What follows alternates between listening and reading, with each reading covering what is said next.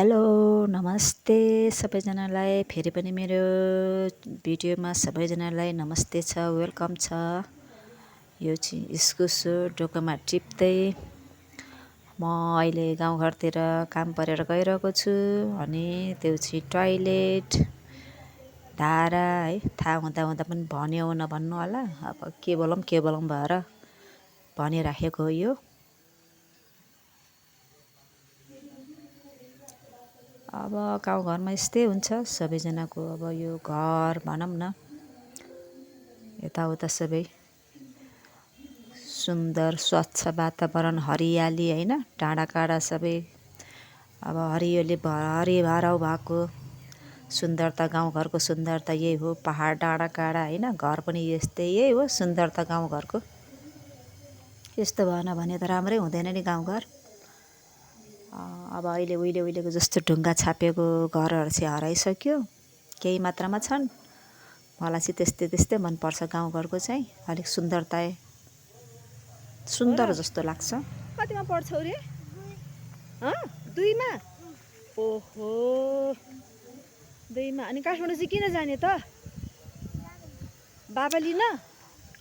ओहो, म चाहिँ गाउँघरमा जाँदै बाटोतिर हिँडडुल गर्दै बनाएको भिडियो हो। बाटोतिर जो भेट्यो उनीहरूसँगै बोलचाल गरिरहेको छु। त्यो पारी कता पो हो? जिरी हो त्यो जिरी डाँडा कता हो? जिरी डाँडा चाहिँ कुन हो त? त्यो पो हो क्या हो त्यो है? ला चक्लेट खाएर खोकी लाग्यो क्या हो? अनि नानीले भारी बोक्नु सक्यो? त्यो सेतो कि के हो रे नानी? त्यो जुस? ओहो, त्यस्तो जुस पो खाने रहेछ है नानीले। त्यहाँदेखि आज अनि उता नमाडी कि बेतालीको अध्यक्ष गाडीमा मरेको रे होइन? हो हो, त्यही भएर बिदा भनेको सुने मैले। कतिवटा छ हौ बाख्रा खसी?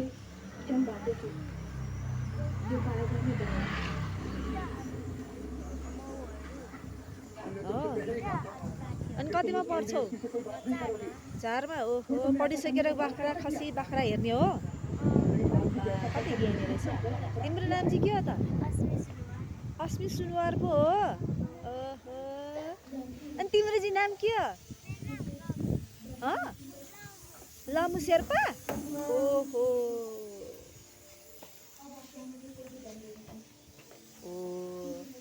क्या झुल कपाल पनि हेयर कट गरेको जत्तिकै जुल्फी राखेको रहेछ। जुल्फी खसी रहेछ।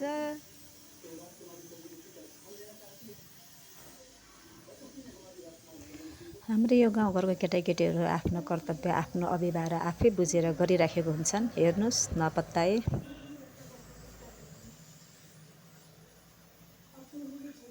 केटाकेटीहरू स्कुल सकेर खसी बाख्रा चराउँदै हिँडेको रहेछन्।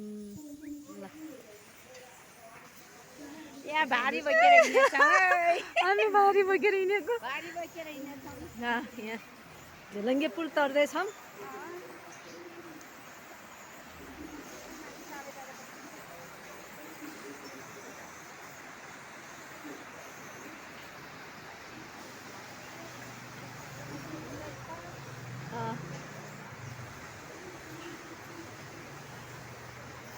यहाँनिर के अरे, हामी यहाँ अस्ति नै टिप्न आएको नि दिदी, भन्नु पाएन। हामी पुल थालेर घरतर्फ लाग्दैछौँ। ल अब म चाहिँ किवी टिप्दैछु है। अब यहाँ इस्कुसहरू पनि छ, किवी।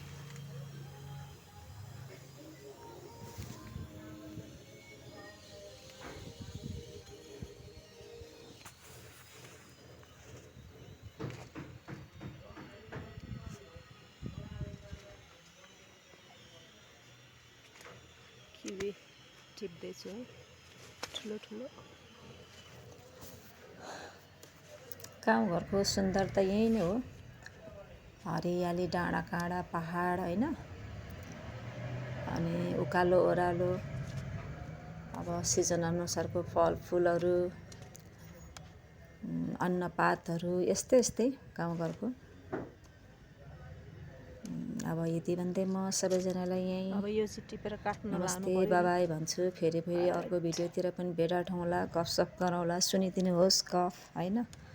त्यति बोल्न त राम्ररी उस हुँदैन, जानिँदैन, त्यही पनि अलिअलि बोलिन्छ। यसो सुन्नुहोस् न, बाटोतिर भेटहाट भएर साथीभाइहरूसँग अब सबैजनासँग बोलिरहेको छु, यसो हेरिदिनुहोस् न। नमस्ते बाबाई, फेरि भेटौँला।